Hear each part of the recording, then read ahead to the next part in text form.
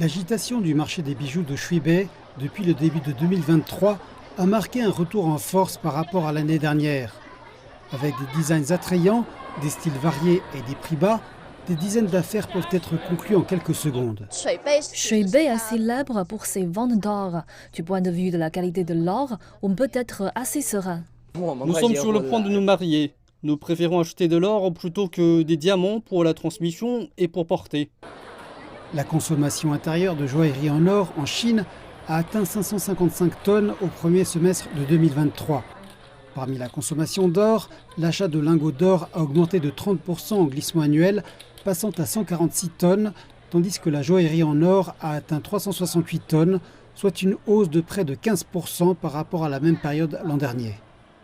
En 2023, nos ventes d'or ont augmenté de 20 à 30% en comparaison avec l'année dernière. Par contraste, les allées des boutiques de diamants voisines semblent quelque peu délaissées, alors que les gemmes précieux ont perdu une part importante de leur valeur au cours des derniers mois. Le volume de transactions de diamants au détail est relativement bas et les ventes en gros de nos diamants sertis est également en baisse. Les ventes de bijoux en diamants ont légèrement baissé, en partie à cause de la chute des prix, du moindre nombre de mariages, de l'impact des diamants industriels et du changement de comportement des consommateurs. Pour les besoins sociaux ordinaires, certains consommateurs se tournent vers les bijoux d'art comme alternative aux bijoux en diamant. Nos ventes de bijoux d'art au premier semestre de cette année ont augmenté d'environ 300% par rapport à l'ensemble de l'année dernière. Selon certains économistes, le boom des ventes d'or est un reflet direct des perspectives économiques moroses.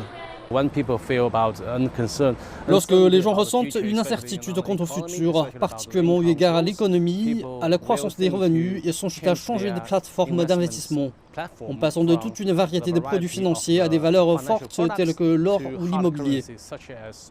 Toutefois, M. Wu explique que le marché immobilier ne semble pas bon depuis le début de l'année dernière, et donc que les consommateurs et investisseurs chinois se tournent vers d'autres produits.